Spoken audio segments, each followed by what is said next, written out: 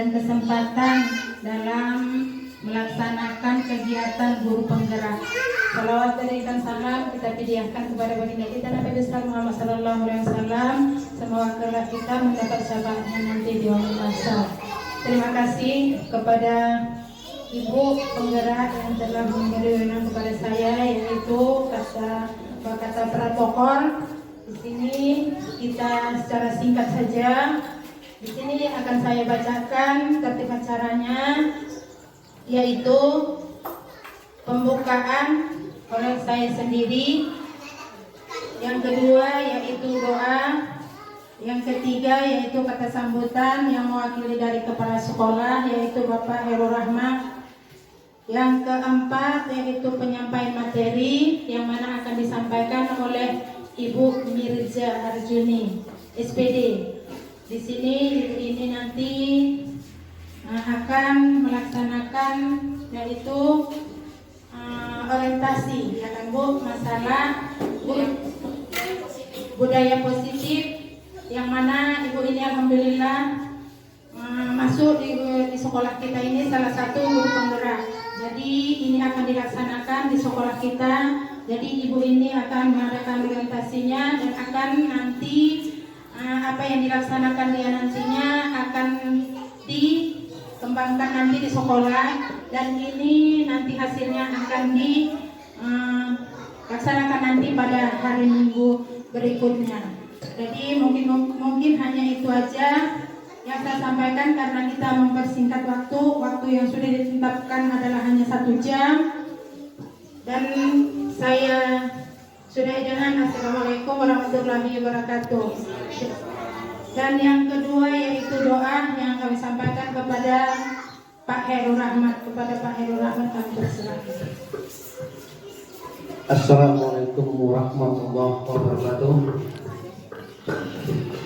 Untuk mengambil makna dan hikmah daripada pertemuan di siang hari ini, mari sama-sama kita berdoa menurut agama dan keyakinan kita masing-masing. Dan hal ini doa saya bawakan dengan bahasa nasional dan agama yang sama. A'udzubillahi minasyaitonirrajim. Bismillahirrahmanirrahim. Alhamdulillahirabbil alamin. Wassalatu wassalamu ala asyrofil anbiya'i wal mursalin wa ala washabihi rasulillah jami'an.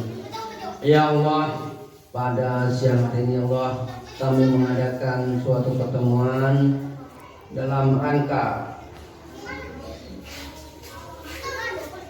guru penggerak yang ada di SD 10 Dosototepat Gunung Menako. Semoga kiranya Allah, pertemuan ini pertemuan yang waridho ya Allah, pertemuan yang muzabah ya Allah, dan pertemuan yang kopar muda ya Allah. Ya Allah Tuhan kami, ampunilah dosa-dosa kami, dosa-dosa para pemimpin kami, dosa-dosa pada orang tua kami, terutama pada orang tua kami yang masih hidup ya Allah. Ampuni segala dosanya Allah, jauhkan dari segala bala, halangan dan rintangan ya Allah.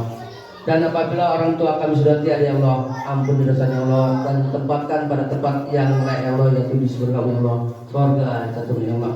Ya Allah Tuhan kami, pertemuan ini pertemuan yang membawa berkah pada SD kami ya Allah, pada guru kami Mirza Arjuni sebagai guru penggerak ya Allah. Berkah dan ridha ya Allah, semoga lancar acara ini ya Allah, dan ibu sebut dalam keadaan sehat walafiat sampai nanti acara selesai ya Allah. Ya Allah, tiada upaya dan upaya Allah, hanya berserah kepada-Mu ya Allah. Dan mohon kiranya Allah kabulkan doa kami ya Allah. Rabbana atina fid dunya hasanah wa fil akhirati hasanah wa qina adzabannar. Walhamdulillahirabbil alamin. Terima kasih kami ucapkan kepada Bapak Herul Rahmat. Dan sekarang masuk ke acara yang ketiga, yaitu kata sambutan yang mewakili dari kepala sekolah, yaitu Bapak Herul Rahmat. Kami persilahkan dengan segala hormat. Terima kasih para widya suara. Assalamualaikum warahmatullahi wabarakatuh. Dalam acara pertemuan pagi hari ini atau menjelang siang, yaitu presentasi guru penggerak SD Negeri 10 Dosototepat Gunung Menako yang akan dibawakan oleh Ibu Mirza Arjuni Sundaka SPD. Semoga kiranya nantinya ada suatu gebrakan ataupun kemajuan dalam meningkatkan mutu daripada SD Negeri 10 214 Gunung Monako, yang mana kami merasa bangga dan senang ada dari rekan kami, guru kami yang telah masuk dan lanjut sebagai guru penggerak. Semoga kiranya ibu tersebut dapat mengimplementasikan kepada rekan-rekan dan juga kepala sekolah serta siswa yang ada di sini. Semoga kiranya ibu selalu meningkatkan daripada kinerja ibu dan meningkatkan daripada mutu yang ada di sekolah kami ini, sekolah kita ini. Dan kita ketahui bahwa sekolah kita adalah sekolah inti dan nanti ada kita imbaskan kepada sekolah imbas yang ada di sekolah kita. Mohon kiranya pada Ibu Mirja sebagai guru penggerak, bergeraklah semua, bergerak di antara semua kita, baik guru, siswa dan kepala sekolah dan juga lingkungan yang ada di sekolah kita ini.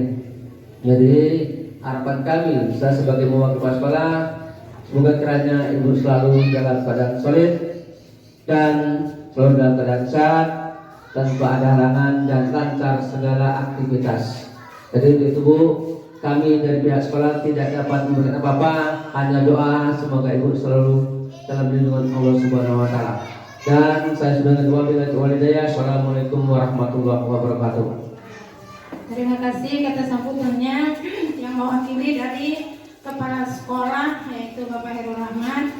Mudah-mudahan apa yang diutarakan Bapak tersebut bisa Ibu laksanakan di sekolah kita ini supaya sekolah kita ini lebih maju dan bagus dipandang oleh masyarakat. Baik, masuklah acara yang keempat yaitu penyampaian materi, yaitu ini disampaikan oleh Ibu yang bersangkutan yaitu Ibu Mirja Arjuni Sinaga.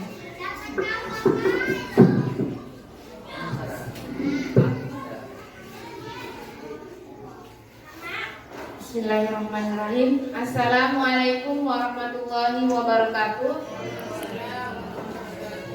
Alhamdulillahirabbil alamin wassalatu wassalamu ala asrofil anbiya'i wal mursalin wa ala alihi washabbihi ajmain. Puji dan syukur kehadirat Allah Subhanahu wa taala yang mana pada siang hari ini Bapak dan Ibu masih diberikan kesempatan dan kesehatan sehingga kita bisa berkumpul di kelas ini. Selawat berangkaikan salam semoga tercurah kepada Nabi besar kita Muhammad SAW. Baik, terima kasih. Pertama-tama yang saya hormati Bapak Kepala Sekolah yang diwakili oleh Bapak Herul Rahmat SPD, dan yang saya hormati Bapak dan Ibu Guru yang hadir di acara diseminasi modul 1.4 dalam menyebarkan pemahaman dan penerapan pengalaman budaya positif di lingkungan SD 102 114 Gunung Monako. Sebagai tugas saya sebagai pendidikan guru penggerak angkatan 9 bersama saya Mirza Arjuni Sinaga, calon guru penggerak angkatan 9 dari SD 102 114 Gunung Monako, Kabupaten Serdang Bedagai. Baik, di sini saya akan memaparkan tentang menyebarkan pemahaman budaya positif. Sebelumnya, Ibu dan Bapak ada yang tahu nggak apa itu budaya positif? Saya tahu Bu, budaya positif itu kalau menurut saya itu adalah kebiasaan yang terbaik yang pernah dilakukan oleh siswa maupun guru di sekolah kita ini. Benar sekali apa yang Ibu itu katakan. Terima kasih Bu. Ada yang lain yang ingin menyampaikan apa itu budaya positif Bu? Baik, boleh dilanjut. Nah, sebelum sampai ke materi budaya positif, ada baiknya kita mengetahui apa tujuan pendidikan bagi Bapak Ki Hajar Dewantara, di mana menurut beliau itu pendidikan adalah menuntun segala kodrat yang ada pada anak-anak agar anak dapat mencapai keselamatan dan kebahagiaan setinggi-tingginya, baik sebagai manusia maupun anggota masyarakat. Jadi Bapak dan Ibu, kita sebagai guru kita harus menuntun anak, di mana kita itu menempatkan diri kita itu sebagai ibarat sebagai petani yang menuai padi ketika anak itu telah berhasil. Jadi kita sebagai guru harus bisa menuntun anak untuk mencapai kodratnya, seperti apa yang dikatakan oleh Bapak Ki Hajar Dewantara, di mana beliau mengatakan bahwa kodrat anak itu terbagi menjadi dua, yaitu kodrat alam dan kodrat zaman. Kodrat alam itu adalah kodrat yang terdapat dalam dirinya, sedangkan kodrat zaman yaitu kodrat yang mengikuti perkembangan zaman. Jadi setiap anak itu dari lahir sudah memiliki kodrat. Seseorang anak itu tidak mungkin kita bisa paksakan harus pintar matematika, harus pandai membaca, tidak bisa kita paksakan, karena mereka sudah terlahir menjadi anak memiliki kodrat. Jadi seiring dengan perkembangan zaman, anak itu juga bisa berubah. Misalnya dari SD dia cita-citanya ingin menjadi tentara, sedangkan nanti udah SMP, udah SMA, anak itu mengalami perkembangan zaman. Artinya dia bisa berubah berpikir, oh aku mau jadi dokter aja, bisa ngobatin pasien, atau aku mau jadi guru aja, aku pengen anak-anak jadi pintar. Jadi setiap guru, kita sebagai guru harus kita bisa menuntun anak itu untuk mencapai kodratnya. Kemudian dikatakan di situ juga, pendidik hanya dapat menuntun, seperti yang saya katakan tadi. Dia hanya, kita sebagai guru, Bapak Ibu hanya bisa menuntun anak untuk mencapai kodratnya, agar dia mencapai kodrat apa yang telah diciptakan Yang Maha Kuasa. Nah, inilah dia tentang budaya positif. Budaya positif seperti yang disampaikan oleh Ibu Eka tadi adalah perwujudan dari nilai-nilai atau keyakinan universal yang diterapkan di sekolah. Artinya budaya positif itu nilai-nilai kebajikan. Contohnya itu senyum, sapa, salam, sopan, santun. Nah, itulah yang harus kita terapkan di SD 102114 Gunung Manado ini. Ya. Di sini juga dikatakan budaya positif itu yang diterapkan di sekolah salah satu perwujudan visi nilai-nilai kebajikan. Nah, apa itu nilai-nilai kebajikan? Nilai-nilai kebajikan itulah nilai-nilai kebajikan itulah Bapak Ibu yang harus kita terapkan, yaitu sesuai dengan profil pelajar Pancasila. Jadi budaya positif itu marilah kita tanamkan untuk peserta didik di SD 102114 Gunung Manado. Inilah yang ingin saya sampaikan pada siang hari ini Bapak Ibu, yaitu konsep intinya tentang yang pertama adalah perubahan paradigma belajar, yang kedua adalah disiplin positif, yang ketiga adalah kebutuhan dasar manusia, yang keempat motivasi perilaku manusia, kemudian posisi kontrol guru, kemudian keyakinan kelas, dan yang terakhir adalah segitiga restitusi. Yang pertama yang kita bahas adalah perubahan paradigma belajar. Masih semangat ibu-ibu? Masih, Bu. Serdang berdagai. Maju terus. Semangat Bu, semangat. Biar semangat kita. Serdang berdagai. Pendidikan serdang berdagai. Iya, terima kasih. Perubahan paradigma belajar ini adalah perubahan yang berorientasi penguatan kompetensi, ya, dengan mempertimbangkan kebutuhan belajar capaian peserta didik dalam merancang dan melaksanakan pembelajaran serta pengembangan karakter sesuai dengan profil pelajar Pancasila. Artinya apa? Kita Bapak Ibu sebagai guru harus menerapkan yang kan kita ketahui bahwasannya pembelajaran itu ada yang student center atau berpusat kepada murid, ada juga yang sebagai teacher center atau berpusat kepada guru. Kira-kira mana yang akan kita pilih Bapak Ibu? Student center berpihak kepada murid atau berpihak kepada guru? Iya, benar sekali Bapak Ibu. Kenapa? Ada yang bisa kasih tanggapan Bapak Ibu? Alasannya kenapa berpihak pada murid? Ya, terima kasih kepada Ibu Mirza Arjuni. Kalau pertanyaan Ibu itu saya lebih memilih ke student center, Bu. Kenapa? Karena Bu, bisa saja hal-hal yang bagus atau kegiatan-kegiatan yang baik khususnya dalam proses pembelajaran itu ide-idenya lebih bagus dari murid. Anak kan tidak berfokus kepada faktor usia. Bisa saja ide dan masukan itu lebih bagus daripada dari siswa daripada kita. Istilahnya kita tidak otodidak, hanya pendapat kita saja yang kita berikan kepada siswa, tapi kan harus ada jalin kerjasama antara siswa dengan guru sehingga ada feedback ya Bu, umpan balik yang baik sehingga kegiatan pembelajaran di dalam kelas atau kegiatan yang ada di lingkungan sekolah berjalan dengan baik. Terima kasih untuk Ibu Eka yang sudah memberikan pendapatnya. Yang benar yang dikatakan Ibu itu, bahwasanya kita sebagai guru harus menerapkan pendidikan yang berpusat kepada murid. Jangan di sekolah itu gurunya berbicara aja, murid tidak bisa mengeluarkan bakatnya. Tapi kita sebagai guru harus memberikan anak kesempatan untuk dia bisa berkembang dengan baik. Nah, perubahan paradigma belajar itu juga harus sesuai dengan profil pelajar Pancasila. Ya, ini sepertinya nggak nampak ya Bapak Ibu. Yang pertama itu seperti yang kita tahu, ini profil pelajar Pancasila itu sesuai dengan kurikulum Merdeka ya Bapak Ibu ya. Yang pertama, beriman dan bertakwa kepada Tuhan Yang Maha Esa. Jadi setiap anak itu harus punya keyakinan kepada Tuhannya. Kemudian berkebinekaan global, artinya anak itu harus mengetahui budaya-budaya yang ada di lingkungannya dan budaya-budaya yang ada di Indonesia. Kemudian ada bergotong royong. Nah, bergotong royong ini maksudnya Bapak Ibu, maksudnya itu misalnya kita harus berkolaborasi, bekerja sama. Bukan berarti bergotong royong setiap hari bergotong royong, tidak. Tapi kita harus berkolaborasi, bekerja sama untuk menciptakan peserta didik yang sesuai dengan profil pelajar Pancasila. Kemudian ada kreatif jelas ya Bapak Ibu. Kalau kreatif itu kan anak itu bisa mengembangkan bakatnya, atau dia suka menggambar atau suka membaca. Setiap anak itu pasti punya kreatifnya sendiri.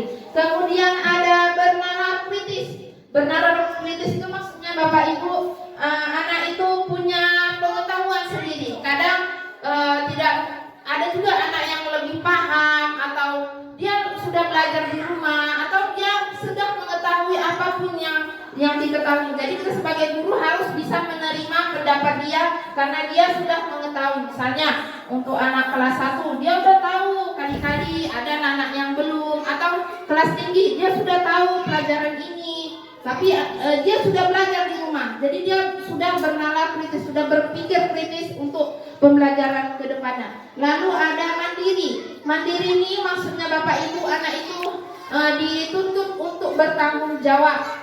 Dia harus bisa mengerjakan tugasnya sendiri ketika ujian, atau dia mampu membuat kreasi sendiri tanpa bantuan dari gurunya. Jadi dia bersifat mandiri dan bertanggung jawab.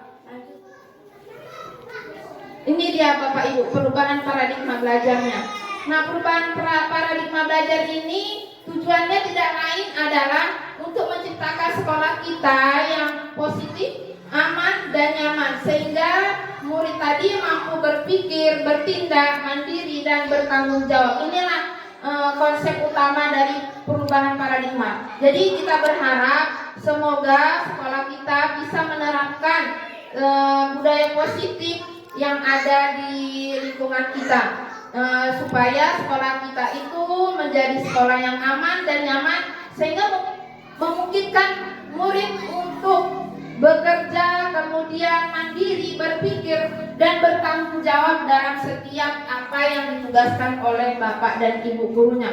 Salah satu contoh budaya positif yang seperti Ibu katakan tadi, yang seperti saya katakan tadi, yaitu tentang bersalaman. Kadang-kadang kita yang sering menerapkannya ya Bapak Ibu ketika pulang sekolah, namun ketika pagi kadang suka lupa. Tapi marilah kita pelan-pelan kita jalankan, semoga ini bisa kita terapkan dengan bersalaman, supaya anak-anak itu menjadi sikapnya lebih sopan kepada gurunya. Lalu kadang-kadang juga kita harus lupa dengan berdoa.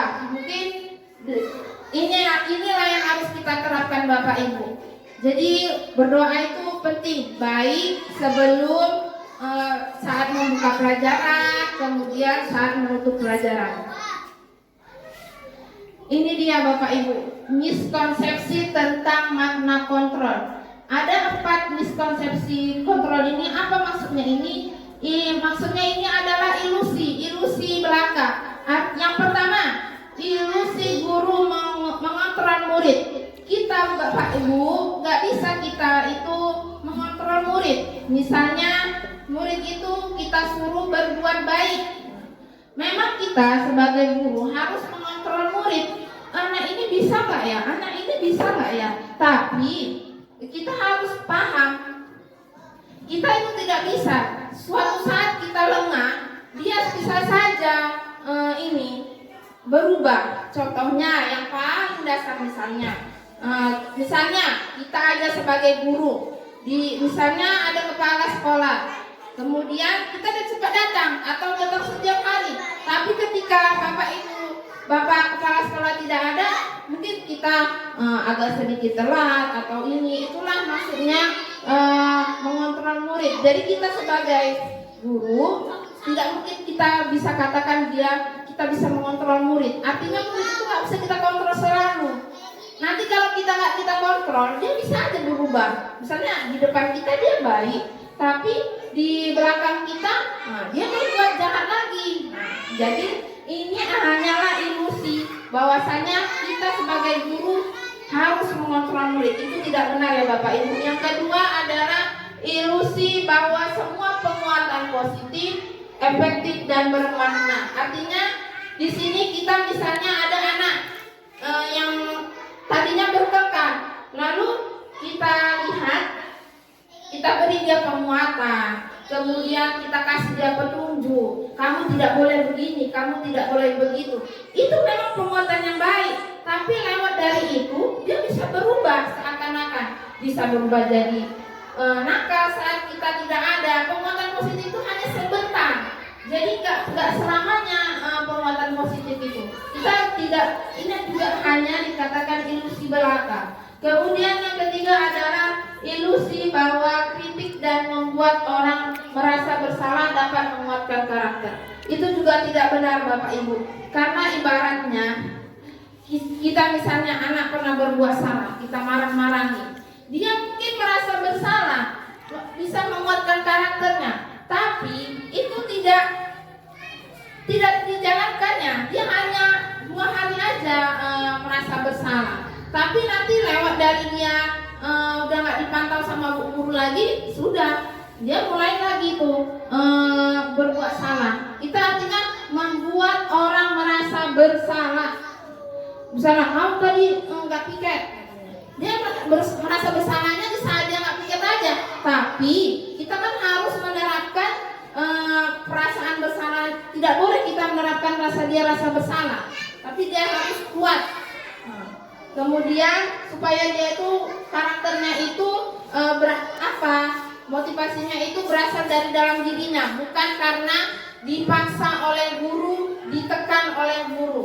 Kemudian yang keempat adalah ilusi bahwa orang dewasa memiliki hak untuk memaksa. Maksudnya di sini Bapak Ibu, kita sebagai orang dewasa adalah guru. Kemudian kita memaksa murid, kamu tidak boleh seperti ini, kamu tidak boleh seperti itu. Kita tidak boleh seperti itu Bapak Ibu. Melainkan kita harus menanamkan sikap disiplin positif dalam dirinya. Inilah Bapak Ibu yang dari penjelasannya tadi, mengubah paradigma stimulus respon ke pendekatan teori kontrol. Nah ini, bisakah kita mengontrol seseorang? Stimulus respon mengatakan realitas kebutuhan kita sama, namun teori kontrol mengatakan kebutuhan kita berbeda. Kemudian semua orang melihat hal yang sama. Kemudian teori kontrol mengatakan setiap orang memiliki gambaran yang berbeda. Kita mencoba mengubah orang agar berpandangan yang sama. Kemudian dari kontrol kita berusaha memahami pandangan orang lain tentang dunia. Ini jelas beda Bapak Ibu. Jadi kita tidak bisa mengontrol seseorang. Kemudian yang nomor 4, perilaku buruk dilihat sebagai suatu kesalahan. Nah, teori kontrol mengatakan semua orang memiliki terlambat datang. Kita tidak bisa menyalahkan anak itu sedikit, kayaknya mogok atau banyak kempes. Nah itu dia pasti punya tujuan, punya alasan kenapa dia itu datang terlambat. Kemudian lanjut ya Bapak Ibu, orang lain bisa mengontrol saya menurut stimulus respon. Namun teori kontrol mengatakan hanya Anda yang bisa mengontrol diri Anda. Jadi ini Bapak Ibu, jadi kita tidak bisa mengontrol murid, tapi dialah yang mengontrol dirinya. Dialah yang memahami dirinya. Sama seperti kita. Kita mungkin bisa dimarahi sama kepala sekolah, tapi kita bisa aja kita melawan atau ini, tapi hanya kita yang bisa mengontrol diri kita untuk menjadi motivasi intrinsik nanti. Nanti akan saya jelaskan motivasi intrinsik itu, motivasi yang ada di dalam diri kita. Kemudian saya bisa mengontrol orang lain, Anda tidak bisa mengontrol orang lain. Artinya sama seperti yang saya katakan tadi, kita nggak bisa mengontrol orang lain, namun hanya diri kita lah yang bisa mengontrol diri kita. Kemudian pemaksaan ada pada saat bujukan gagal. Itu yang saya katakan tadi, kita hari ini bisa kita bujuk anak itu, besok dia ketika gurunya tidak hadir, nah berubah lagi dia menjadi anak yang bebas. Seperti yang dikatakan sini, kolaborasi dan konsensus menciptakan pilihan-pilihan baru. Jadi dia memilih, oh aku jadi ini aja lah, jadi itu aja lah, berubah-berubah sifatnya. Kemudian stimulus respon mengatakan model berpikir menang kalah, sedangkan teori kontrol mengatakan model berpikir menang-menang. Artinya stimulus respon ini bisa jadi dia kalah, tapi kalau dia sudah mengontrol dirinya, pastinya dia akan menang. Ini dia disiplin positif. Dia mengatakan yang namanya disiplin itu artinya belajar. Kata disiplin itu artinya murid mengikut. Disiplin positif juga adalah penerapan disiplin dalam diri setiap anak tanpa hukuman atau hadiah. Jadi anak-anak itu Bapak Ibu nggak bisa kita hukum dan nggak bisa juga kita beri hadiah. Selama ini yang saya pahami, ketika anak diberi hadiah dia akan berubah menjadi disiplin positif. Ternyata tidak juga Bapak Ibu. Tapi ya, dengan menanamkan motivasi intrinsik di dalam dirinya tadi, nah itulah yang bisa mengubah seseorang. Kemudian disiplin positif ini juga sudah ditanamkan dalam diri anak dengan rasa tanggung jawabnya, sehingga dia mampu mengatur pola hidupnya dan mampu mengelola waktu yang dia milikinya. Ini dia Bapak Ibu. Contohnya tadi disiplin positif, seseorang bisa memiliki disiplin positif yang bertanggung jawab terhadap apa-apa yang mereka kerjakan agar tertanam dalam diri mereka nilai-nilai kebajikan, nilai-nilai yang sesuai dengan profil pelajar Pancasila. Ini bersalaman, kemudian kita harus berinteraksi dengan murid agar mereka itu tidak terkekang, tidak terpaksa berada di dalam sekolah, berada di dalam kelas. Ini dia Bapak Ibu. Sebenarnya ada banyak nilai-nilai kebajikan. Masih semangat Bapak Ibu? Iya, terima kasih Bapak Ibu. Di sini ada nilai-nilai kebajikan yang saya ambil ada 3. Nilai-nilai kebajikan itu artinya nilai-nilai yang diterapkan bersama dari suku, bangsa. Misalnya kita di dalam satu kelas, kita menerapkan nilai-nilai kebajikan apa yang harus kita tanamkan kepada peserta didik kita. Yang pertama adalah profil pelajar Pancasila. Yang tadi sudah saya katakan, beriman dan bertakwa, berkebinekaan global, gotong royong, mandiri, kreatif dan bernalar kritis. Kemudian ini juga mengatakan IBO Primaries program PYP. Nilai-nilai kebajikan itu bisa toleransi, rasa hormat, integritas, mandiri, menghargai, antusias. Kemudian ada banyak lagi ya Bapak Ibu, empati, keingintahuan, kreativitas, kerjasama, percaya diri, komitmen. Kemudian ada juga nilai-nilai kebajikan menurut keterampilan hidup, life skill, yaitu dapat dipercaya, lurus hati, pendengaran yang aktif, tidak merendahkan orang lain, dan memberikan yang terbaik untuk dirinya. Nah, nilai-nilai kebajikan inilah yang harus kita tanamkan di dalam diri anak. Kita tidak mengontrol dia, tapi sudah ada di dalam dirinya nilai-nilai kebajikan tersebut, sehingga kita tidak capek-capek lagi memarahi dia. Tapi kalau kita tanamkan nilai-nilai kebajikan ini di dalam diri anak, pastilah anak akan menjadi akhlak yang mulia, berbudi pekerti luhur, dan sesuai dengan profil pelajar Pancasila. Selanjutnya Bapak Ibu, kemudian ada kebutuhan dasar manusia. Kebutuhan dasar manusia ini adalah sesuatu yang dibutuhkan manusia untuk mendapatkan apa yang dia inginkan. Jadi nanti ada 5 kebutuhan dasarnya. Nah, jadi seluruh tindakannya itu memiliki tujuan dan kebutuhannya. Apa saja itu kebutuhan dasar manusia?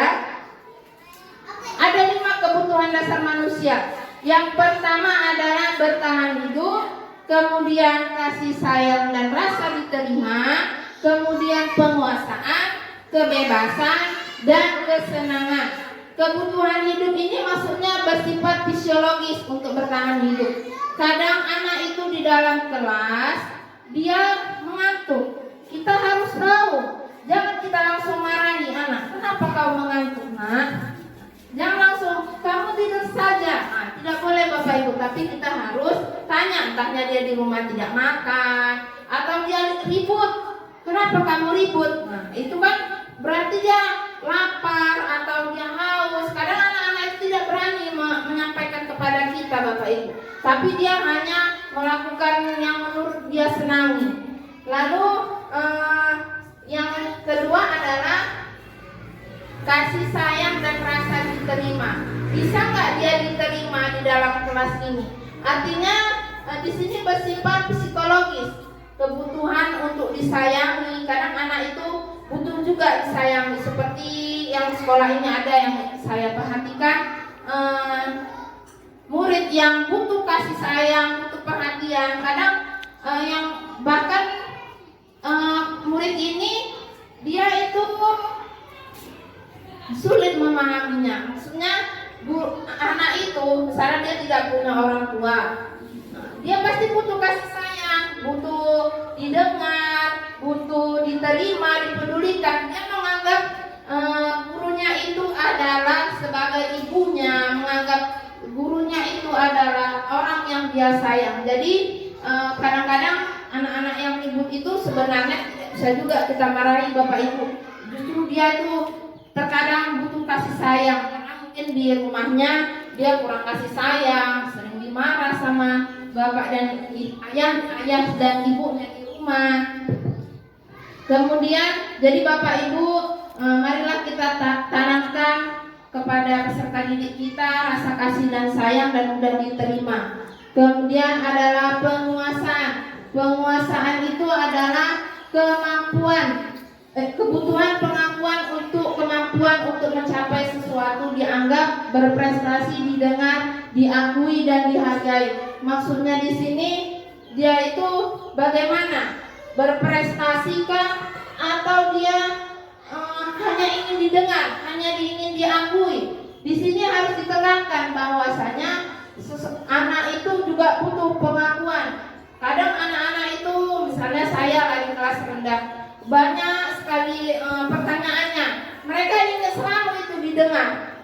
Kadang pun tidak hanya satu yang bertanya, semua bertanya. Itulah maksudnya di sini Bapak Ibu, kita sebagai guru harus mendengar, harus juga mengakui anak itu sehingga mereka bisa dihargai. Kemudian ada kebebasan. Anak-anak itu juga harus memiliki kebebasan. Kita tidak juga bisa mengekang anak tersebut.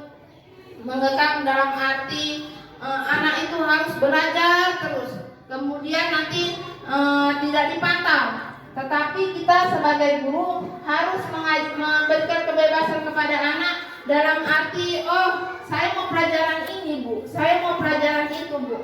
Gak apa-apa kita dengan Bapak Ibu supaya dia itu bisa memahami dan mengerti ilmu yang kita sampaikan pun mudah diserap oleh peserta didik tersebut. Kemudian ada kesenangan. anak-anak itu juga butuh kesenangan Bapak Ibu, butuh bermain, butuh humor. Contohnya di dalam kelas belajar aja dia pun pasti bosan ya kan Bapak Ibu.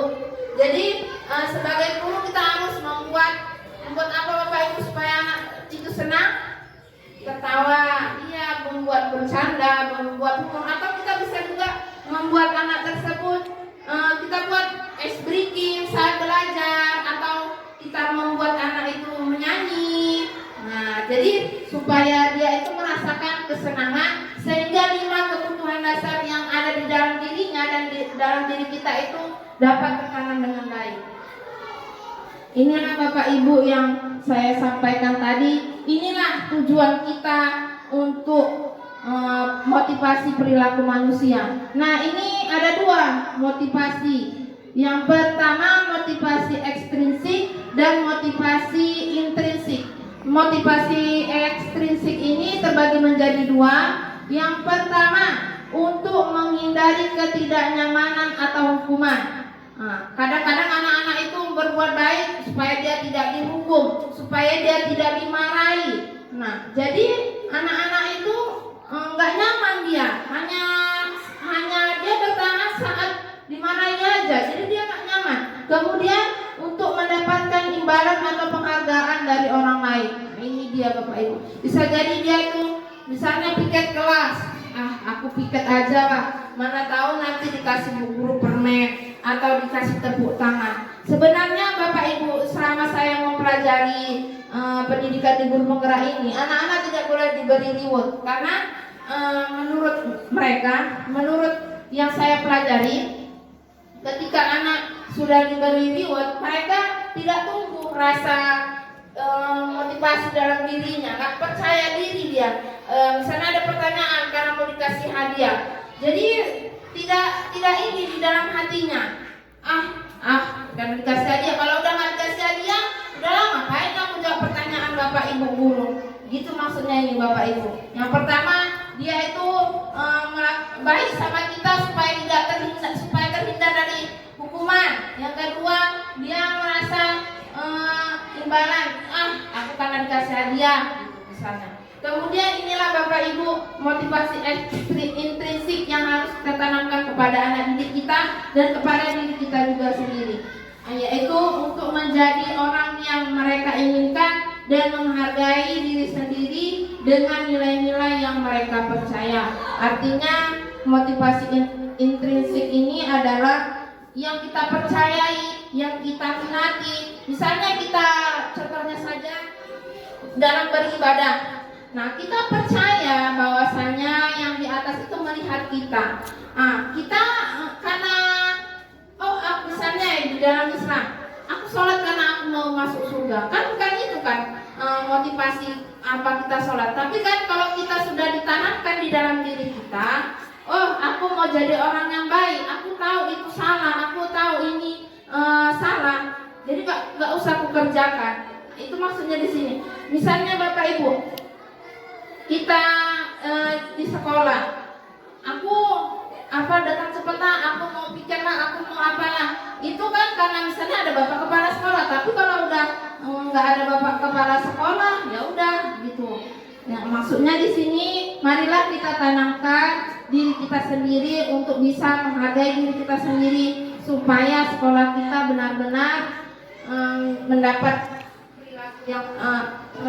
budaya positif dan motivasi intrinsik ini benar-benar kita tanamkan di dalam diri kita. Nah, ini ada 3 Bapak Ibu, apa itu hukuman, konsekuensi, dan restitusi. Nah, hukuman tadi itu yang kita kasih sama murid, misalnya dia tidak mengerjakan PR, kita langsung hukum dia. Nah, sifat hukuman ini tidak terencana, misalnya kita suruh dia lari keliling lapangan. Nah, itu tidak boleh Bapak Ibu. Kemudian hukuman ini dia secara tiba-tiba, misalnya tidak piket. Kemudian misalnya juga disuruh bersihin kamar mandi, itu dia bersifat hukuman, dia bersifat satu arah. Dan bisa juga hukuman itu berupa fisik maupun psikis dalam satu arah. Kita sendiri yang menentukan, karena di sekolah ini tidak ada peraturannya ini ini, oh kamu nggak usah masuk dalam kelas, atau misalnya kamu tidak piket, bersikap mandi aja, atau kamu tidak mau memakai topi dan dasi. Nah, besok kamu harus mendapat hukuman. Jadi hukumannya ini bersifat satu arah. Kita sendiri yang menentukan, murid itu tidak tahu.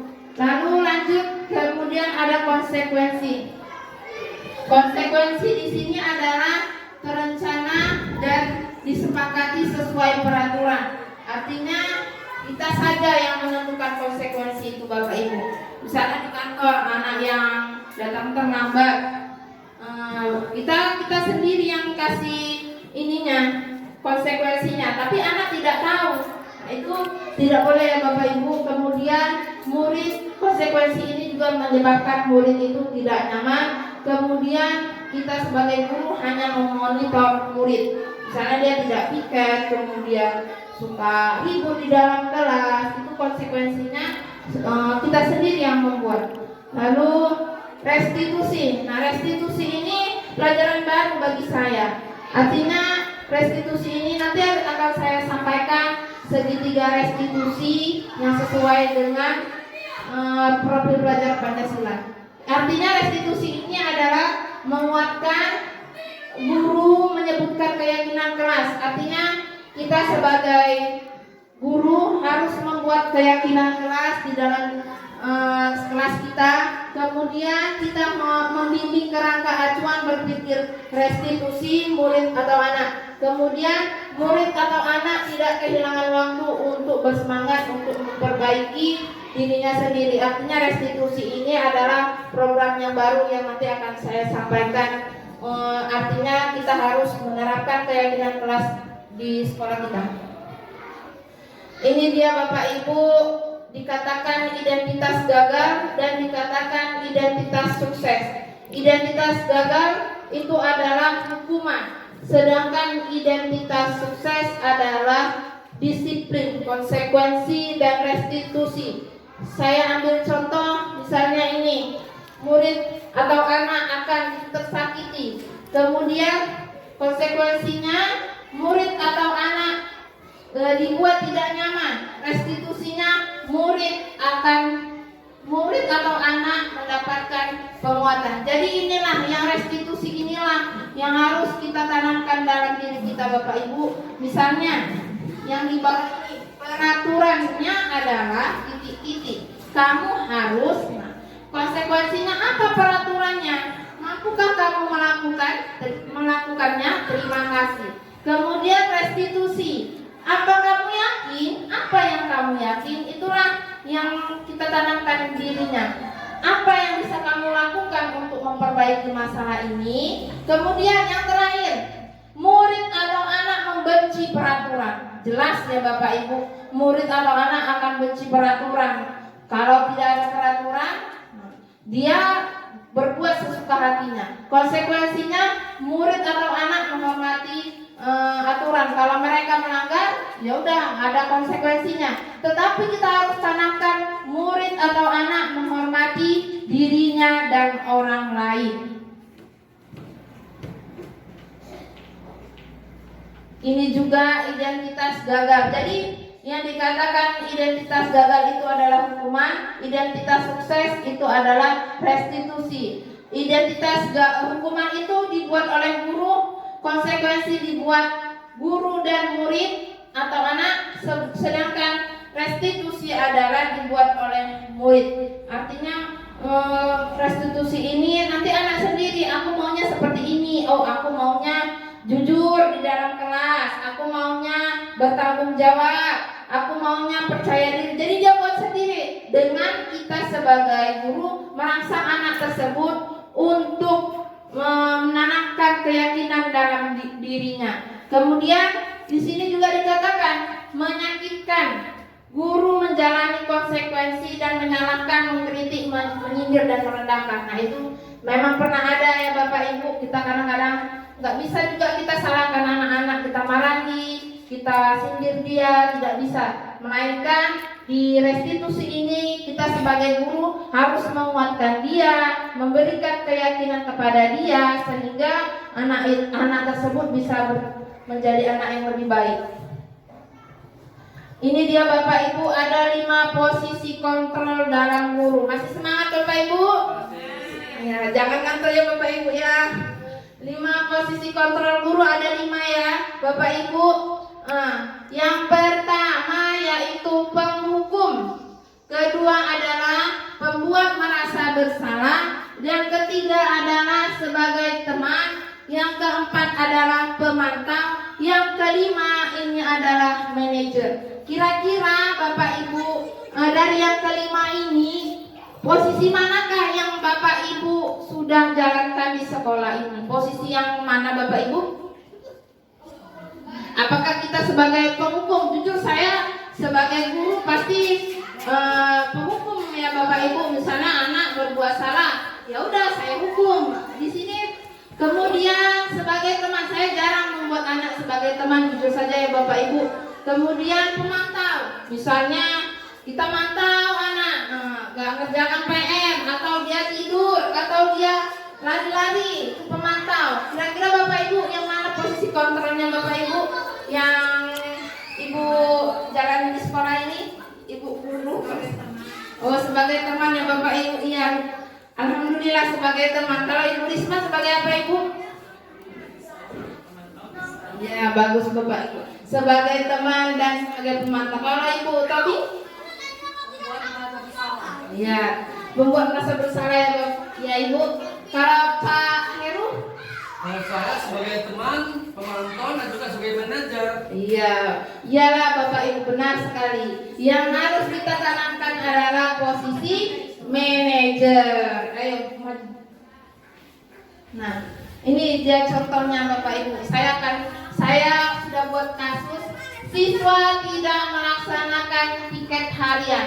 Penghukumnya, kalau kita sebagai guru menghukum, kamu membersihkan seluruh kamar mandi yang ada di sekolah ini. Nah, itu dia kalau sebagai penghukum. Kemudian patuhi aturan saya atau awas. Kan biasanya gitu kan Bapak Ibu, misalnya anak-anak itu tidak melaksanakan piket, langsung kita hukum ya Bapak Ibu, karena dia sering kali nggak piket, jadi langsung kita hukum. Kemudian ketika kita berperan sebagai pembuat merasa bersalah, kita katakan berapa kali Bapak Ibu sudah beritahu kamu, Ibu sangat kecewa sekali dengan kamu. Inilah posisi merasa bersalah. Sudah berapa kali Ibu bilang tadi sama kamu kalau piket cepat datang, kita membuat anak itu merasa bersalah. Kemudian sebagai teman, apa yang kita katakan kepada anak? Ayo anak, jangan seperti ini lagi. Kemarin kamu sudah janji sama Bapak dan Ibu, bukan janji kepada Bapak dan Ibu bukan kalau kamu akan membersihkan ruangan ini. Ya sudah, tidak apa-apa, duduk dulu sana, nanti Bapak Ibu guru bantu kamu ini sambil tersenyum-senyum. Itulah posisi kita sebagai teman. Kemudian sebagai pemantau, artinya kamu sudah melanggar peraturan kelas, kamu tahu apa konsekuensinya. Itulah dia Bapak Ibu sebagai pemantau. Kita memantau anak tersebut. Kemudian kita katakan lagi, sekarang kamu buang sampah yang ada di halaman, jangan tidak piket lagi. Kita memantau anak tersebut. Inilah yang harus kita tanamkan kepada anak didik kita Bapak Ibu. Artinya posisi kontrol manajer ini pelajaran baru bagi kita ya Bapak Ibu. Posisi manajer ini harus ditanamkan. Dalam kasus yang tadi kita bisa katakan, apakah kamu tahu keyakinan apa yang sudah kamu langgar nak? Jadi udah ada keyakinannya. Kemudian jika kamu meyakininya, apakah kamu bersedia memperbaikinya? Nah, itulah posisi kontrol sebagai manajer. Kemudian jika kamu memperbaiki ini, hal ini menunjukkan apa tentang dirimu. Nanti akan saya kasih video kemarin saya buat tentang segitiga restitusi ini dalam penerapan manajer ini. Jadi kepada kita Bapak Ibu, kita harus menempatkan diri kita berposisi sebagai manajer. membuat keyakinan anak tersebut supaya anak itu tidak merasa bersalah, supaya anak itu tidak merasa dihukum. Nah, ini ya Bapak Ibu, saya ada buat pertanyaan ini. Posisi kontrol apakah aku harus berapa kali Bapak katakan? Kira-kira posisi kontrol apa ya Bapak Ibu? Temaka, membuat merasa bersalah, kemudian penghukum, kemudian harus berapa kali Bapak katakan? Coba. Iya pintar. Tepuk tangan dulu untuk Ibu Tobing. Sudah mulai paham Ibu Tobing. Kemudian lanjut Bu. Ini ayolah lakukan demi Bapak dan Ibu. Posisi kontrol yang mana Bapak Ibu? Iya pintar. Coba tuh. Tepuk tangan dulu untuk kita. Sudah paham ya Bapak Ibu posisi kontrolnya. Lanjut. Kamu selalu melanggar aturan. Pemantau. Ayo kita tengok Bapak Ibu. Iya pintar. Lanjut Bapak Ibu. Kemudian apa sebenarnya harapanmu?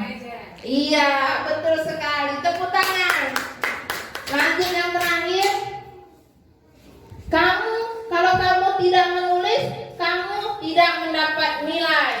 Nah itu sebagai penghukum. Jadi kita harus menerapkan posisi kita sebagai manajer. Masih semangat kan Bapak Ibu?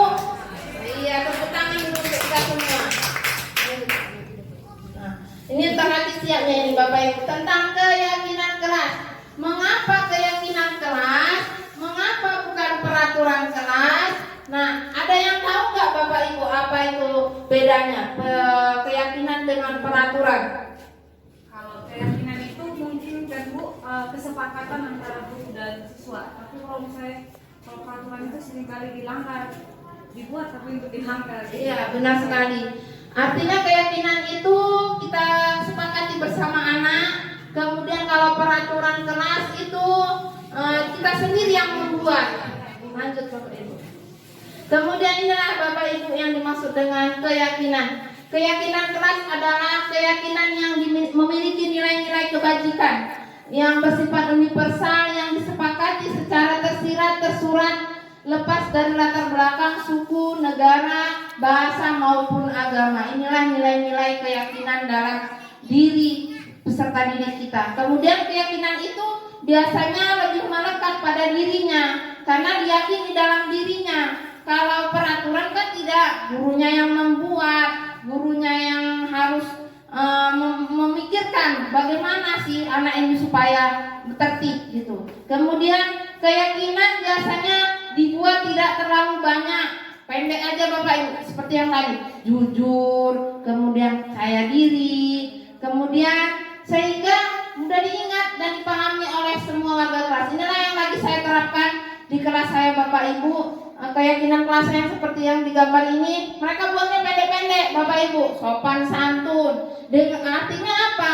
Tidak boleh mengejek-ngejek teman. Jadi kalimat keyakinan kelas ini pendek, kemudian bersifat positif, tidak panjang, tidak ada kata dilarang. Misalnya kita buat di sekolah kita, buanglah sampah pada tempatnya. Dilarang membuang sampah pada tempatnya. Keyakinan kelasnya apa? Keyakinan kelasnya jagalah kebersihan. Kemudian tidak boleh mencontek. Tidak boleh mencontek itu termasuk keyakinan kelasnya apa yang bisa kita buat Bapak Ibu? Jujur, ya pintar. Kemudian saya juga membuat disiplin. Tidak boleh datang terlambat, harus mengerjakan PR. Di situ juga nilai-nilai kebajikannya disiplin. Kemudian ada rajin belajar, artinya dia selalu, kan ada anak-anak itu tidak mau menulis, tidak mau mengerjakan tugas atau ribut atau mau mendapatkan nilai. Jadi keyakinan kelasnya adalah harus rajin belajar.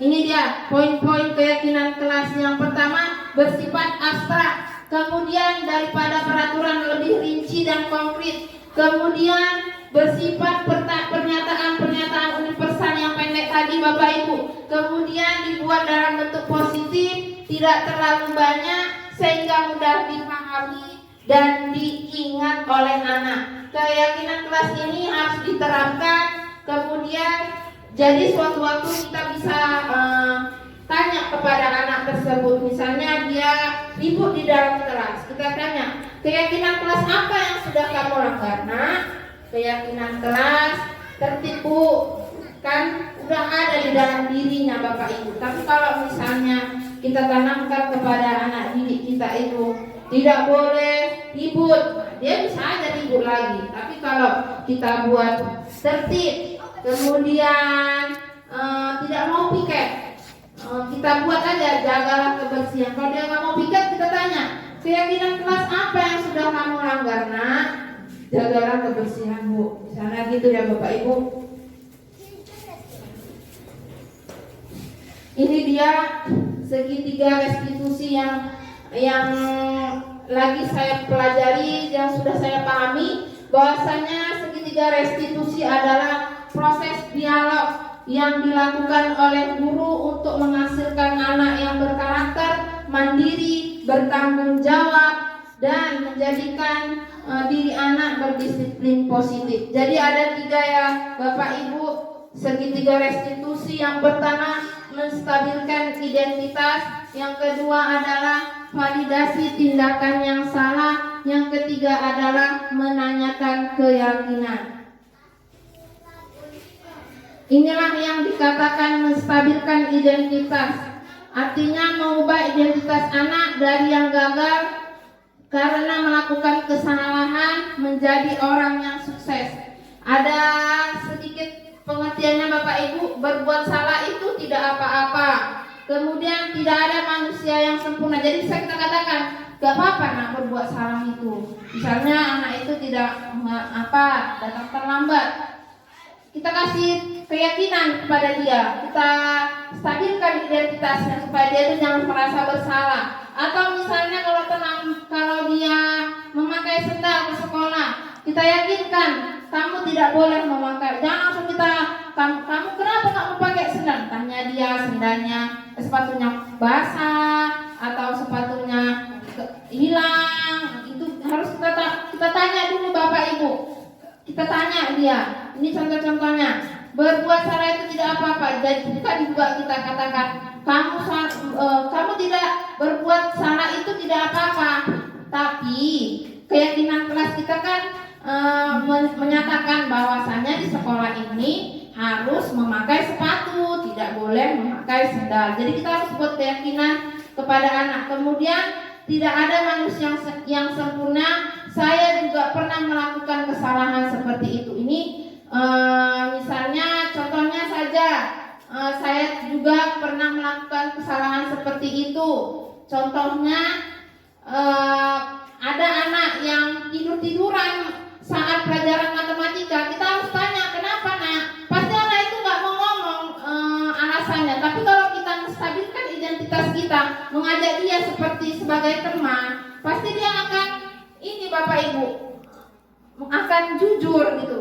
Oh, saya tadi Bu nggak tidur. Kemudian saya tidak suka pelajaran matematika Bapak Ibu. Dia punya, jadi dia mau ngomong. Mungkin kalau anak SD masih mau jujur, tapi kalau anak SMP, anak SMA pasti gurunya harus menstabilkan identitas supaya anak itu mau mengeluarkan apa sebenarnya masalahnya. Inilah yang harus kita tanamkan kepada diri kita supaya ketemu masalahnya.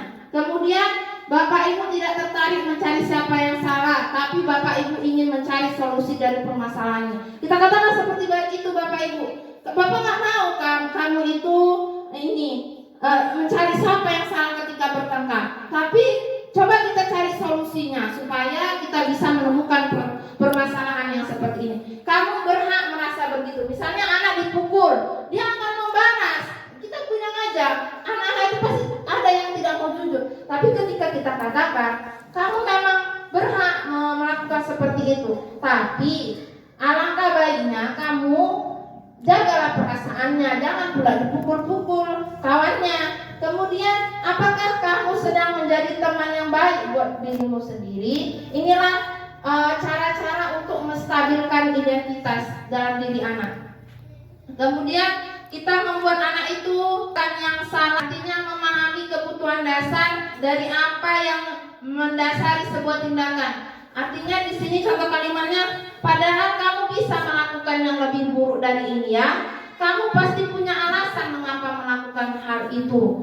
Kemudian kamu patut bangga pada dirimu sendiri karena kamu telah melindungi sesuatu yang penting buatmu. Kamu boleh mempertahankan sikap itu, tapi kamu harus menambahkan sikap yang baru. Nanti kita lihat di videonya Bapak Ibu. Kemudian menanyakan keyakinan. Teori kontrol menanyakan keyakinan ini adalah motivasi internal yang harus kita tanamkan dalam diri anak. Misalnya dalam suatu kasus kita tanyakan kepada anak dalam meyakinkan keyakinannya, apa yang kita percaya sebagai kelas atau keluarga. Kemudian apa nilai-nilai umum yang telah disepakati. Kemudian apa bayangan kita tentang kelas ideal. Kamu mau jadi orang yang seperti apa? Nah inilah kita tanyakan kepada anak itu dalam menanyakan keyakinannya, supaya dia itu misalnya dia mencontoh atau berlari-lari dalam kelas, kita tanya aja kepada anak tersebut, kamu sebenarnya mau jadi apa? Keyakinan apa yang sudah kamu langgar? Nah, itu yang dimaksud dengan menanyakan keyakinan kepada anak. Ini dia contoh segitiga video kegiatan. Jadi itu tadi ya Bapak Ibu, kegiatan segitiga restitusinya tidak bisa saya tayangkan, mohon maaf.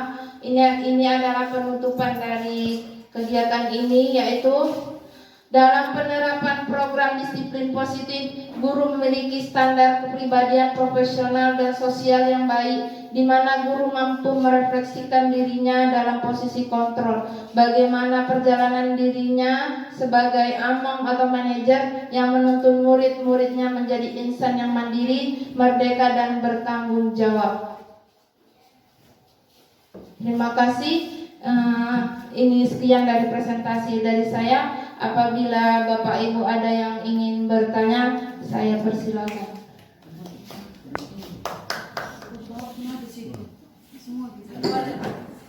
Tanya, satu orang boleh? Lagi banyak.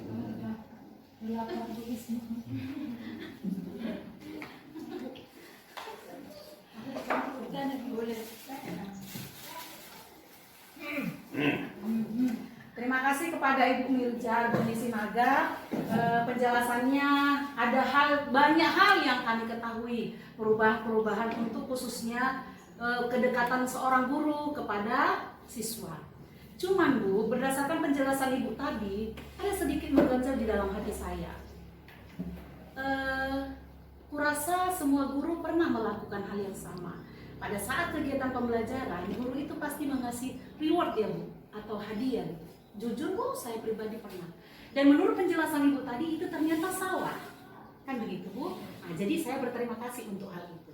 Yang mau saya tanyakan, yang seperti mengganjal di hati saya, apakah pemberian hadiah yang dilakukan pihak sekolah atas prestasi belajar yang dilakukan setiap pembagian rapor, hadiah misalnya seperti buku ataupun piala, apakah itu juga merupakan hadiah?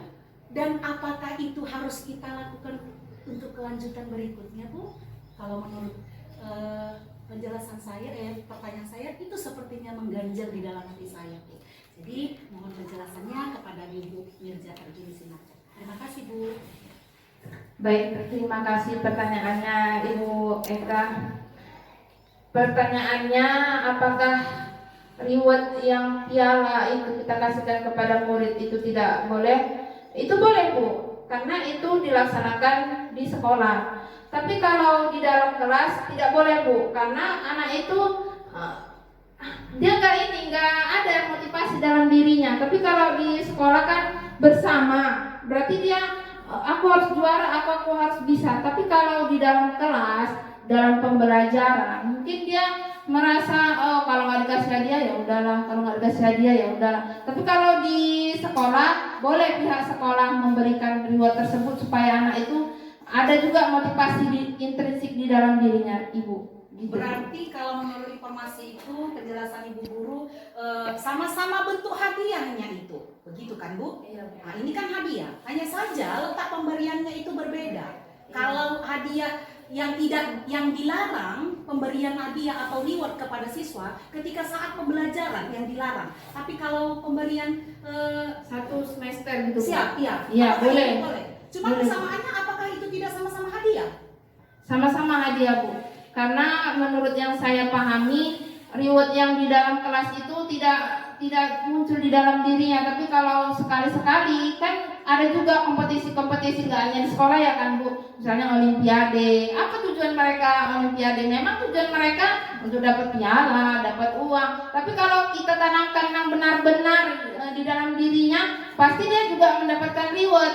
Memang iya, reward itu memang tidak boleh, tapi diselingi gitu Bu, dengan motivasi dia untuk percaya diri. Pintar itu bukan memang untuk dapat juara, tapi pintar itu memang dalam hatinya. Bisa saja di sekolah kita ini nggak ada piala, nanti dia nggak mau ini lagi kan Bapak. Itu yang ibu maksud ya Bu. Takutnya nanti kalau misalnya nggak ada piala, anak-anak nggak mau belajar, nggak peduli gitu kan. Tapi kalau menurut pendapat saya, di sekolah ini memang perlu juga reward seperti kegiatan-kegiatan, pasti ada rewardnya. Tapi diselingi dengan motivasi intrinsik dia gitu Bu. Ya Bu, sudah terjawab jadi tidak blunder. Terima kasih ya Bu. Iya Bu, terima kasih. Ada lagi Ibu Tobing? Pas. Pas. Ibu Pika? Pas. Ya, terima kasih Bapak Ibu atas waktunya. Biasanya iya, terima kasih Bapak Ibu yang sudah meluangkan waktunya dalam kegiatan ini. Mudah-mudahan kegiatan budaya positif ini benar-benar kita tanamkan di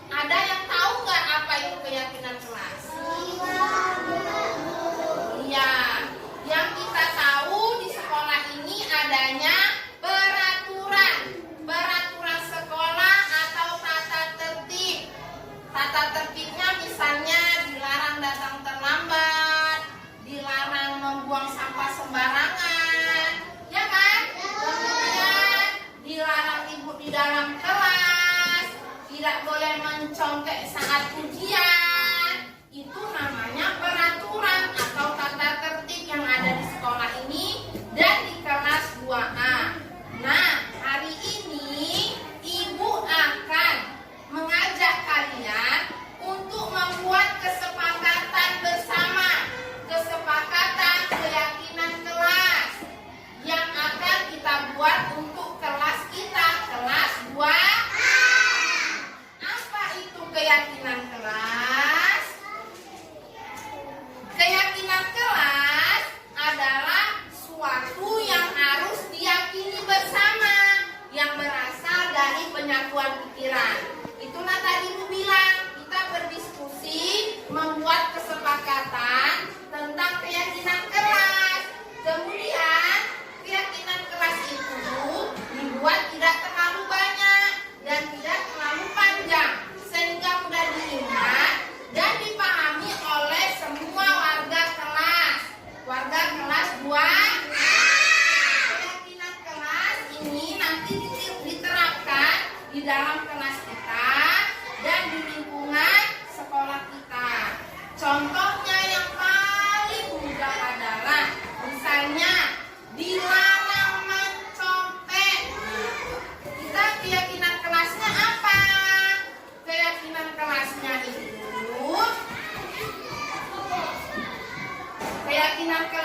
itu nak jujur ya kan nak. Kemudian keyakinan kelasnya misalnya tata tertibnya itu tentang dilarang datang terlambat, berarti kita harus disiplin. Keyakinan kelasnya yang udah kita ingat disiplin.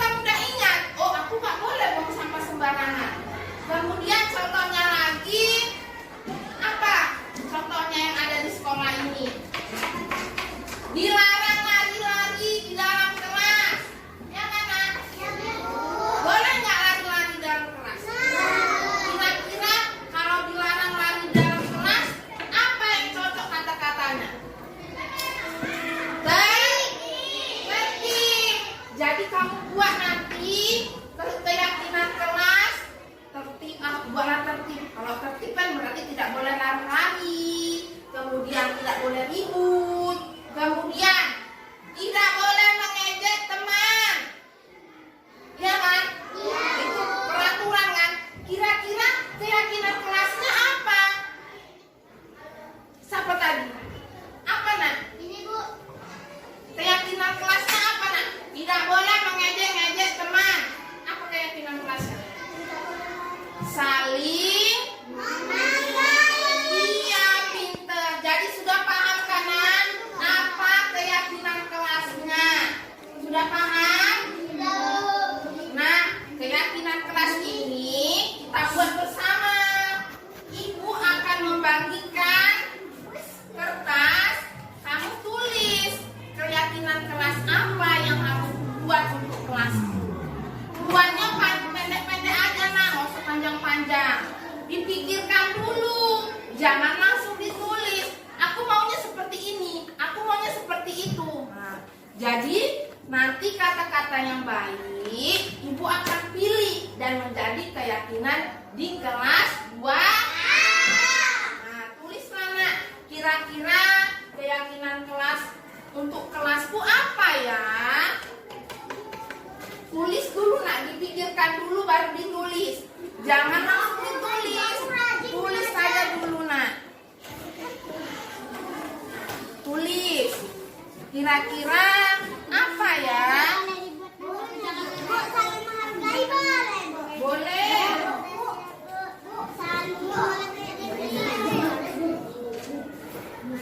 Nanti dulu nak, tulis dulu, tulis. Tulis dulu nak.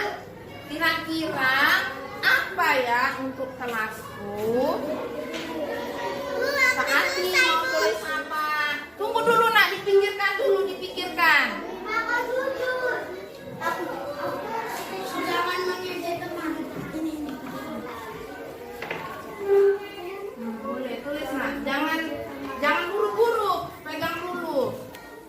Kira-kira apa ya?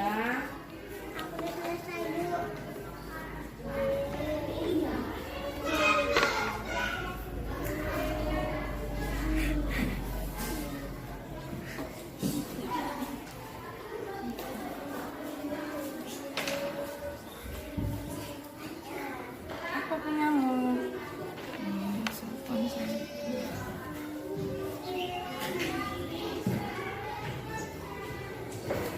Apa punyamu?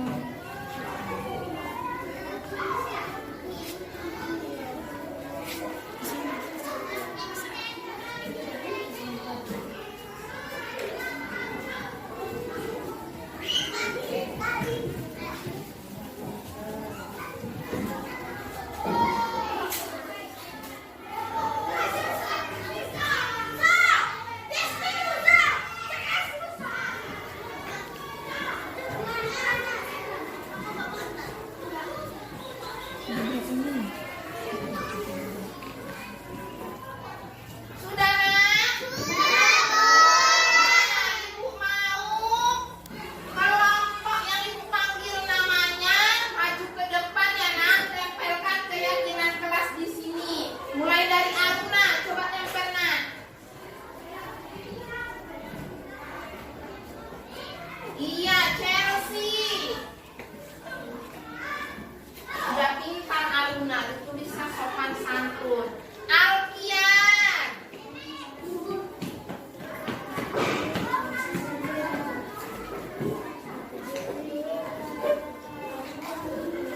Kemudian Ayunda.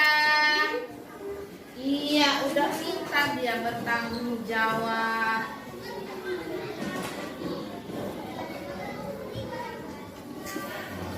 Jaga kebersihan. Ayo Gaston.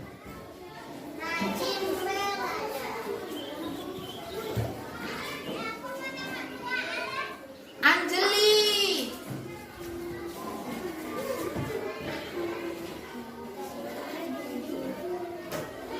Echa.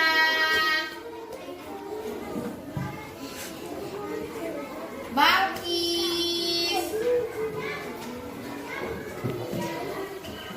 Nah,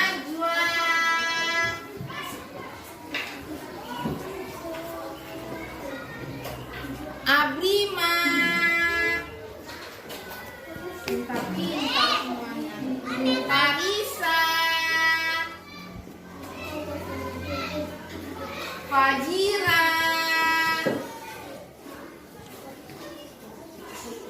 Kaisa, Arjuna,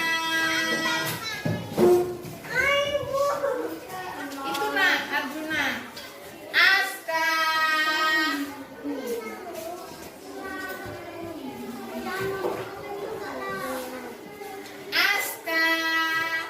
iya, rajin belajar kita. Sudah nak, ibu bacakan ya untuk keyakinan kelas yang sudah kamu buat. Ada sopan santun. Sopan santun itu bisa ya nak jadi keyakinan kelas kita ya. Ini ibu ambil. Inilah yang menjadi acuan kita untuk keyakinan kelas. Kemudian ada disiplin. Boleh ya nak disiplin? Kita tempel di sini. Lalu ibu mau pilih ada kata jujur ya. Artinya kita tidak boleh mencontek.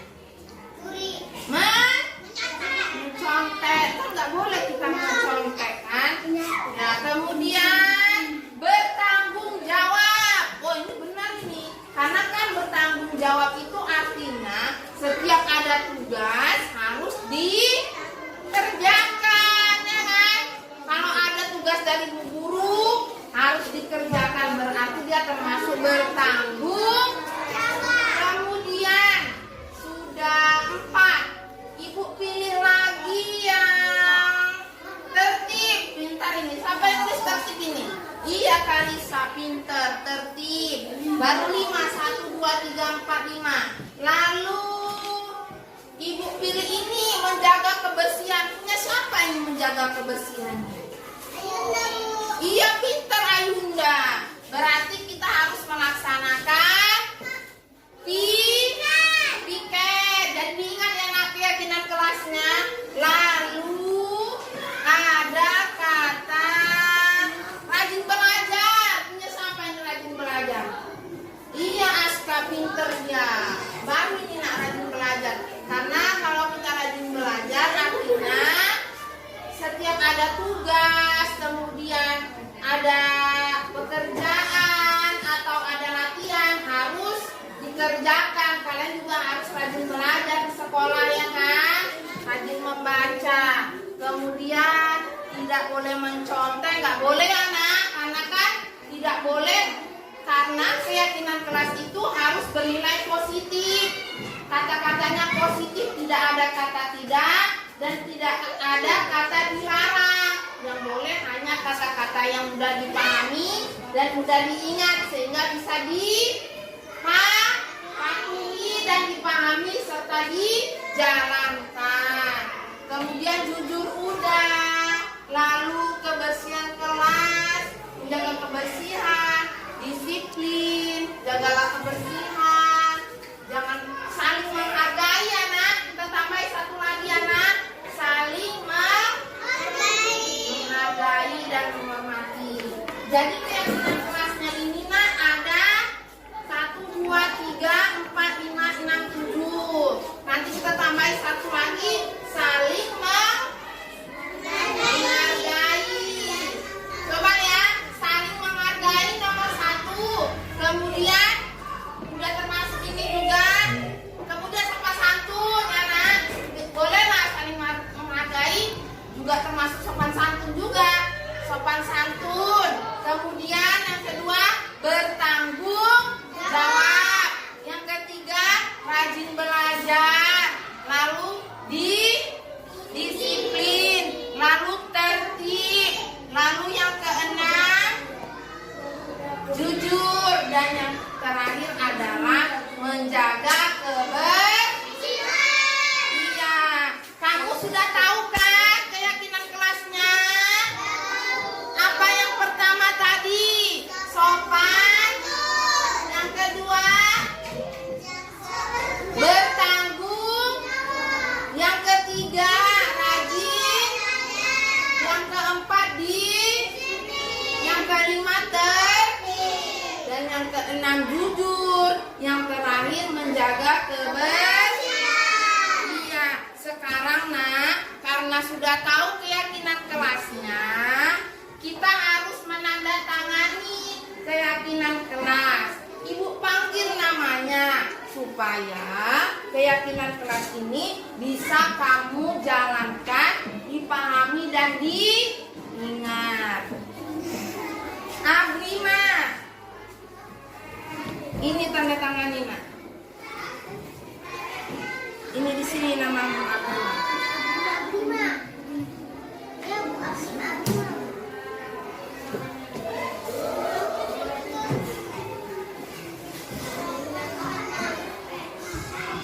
Alfian.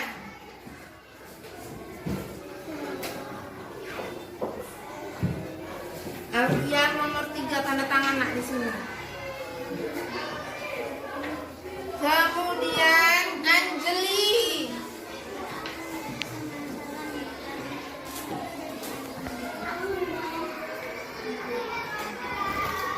Anjeli tulis namanya nak.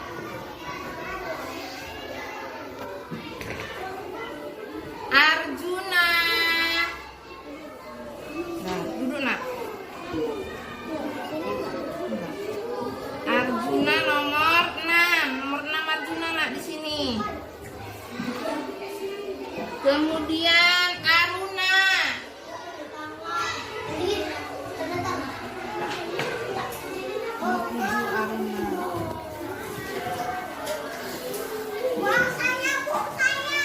Kemudian Ayunda.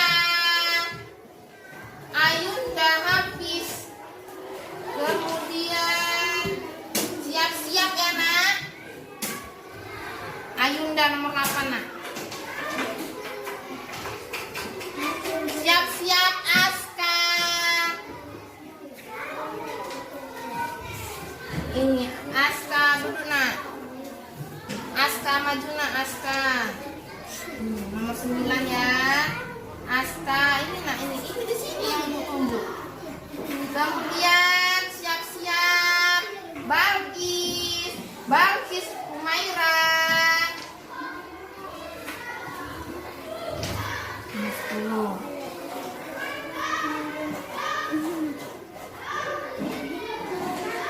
Siap-siap Kalisa Natalia. Ayo nak Kalisa.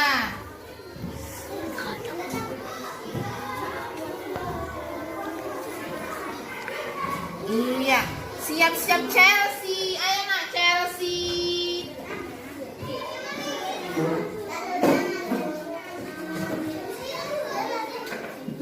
Lalu Fajira.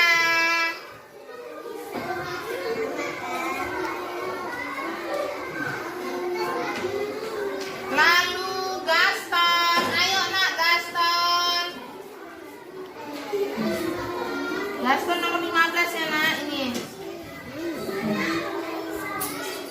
Lalu Herweni. Iya ini nomor 16 Herweni. Nomor 16. Terus nama aja. Lalu Kaisa. Kaisa. Ini Kaisa nak Kaisa.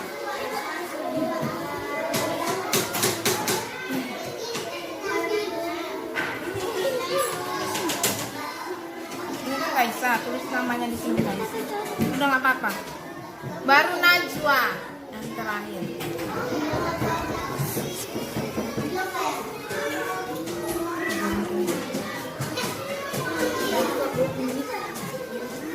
Di sini nak Najwa.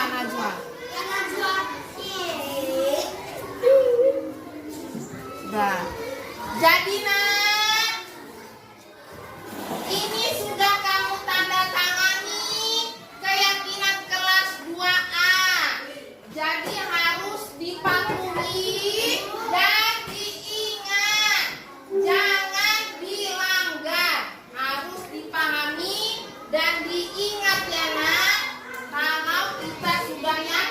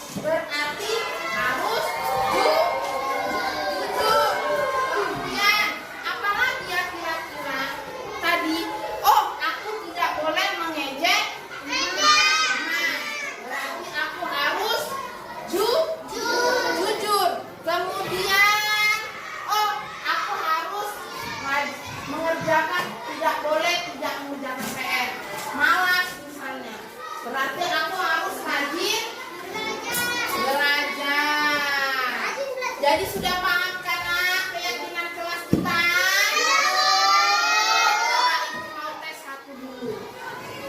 Aruna, apa yang kamu ingat keyakinan kelasnya? Kita itu. Sopan santun. Anjeli, apa yang kamu ingat? Disiplin, mantap. Aprima, apa yang kamu tulis tadi nak? Jujur, harus jujur ya. Fajira, apa nak? Disiplin. Karisa, tertib, mantap. Kaisa, apa yang kamu tulis? Aska, rajin belajar. Arjuna, menjaga ya, menjaga kebersihan, nggak boleh ada kata tidak ya nak. Najwa, mantap. Balkis,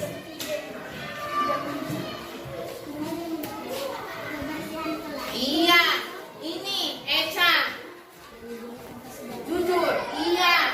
Alfian, tidak boleh mengejek teman. Ayunda, menjaga kebersihan. Iya, jadi sudah paham karena keyakinan kelasnya karena sudah paham keyakinan kelasnya ya. Jadi harus dijalankan dan dipahami serta dipatuhi. Jangan dilanggar.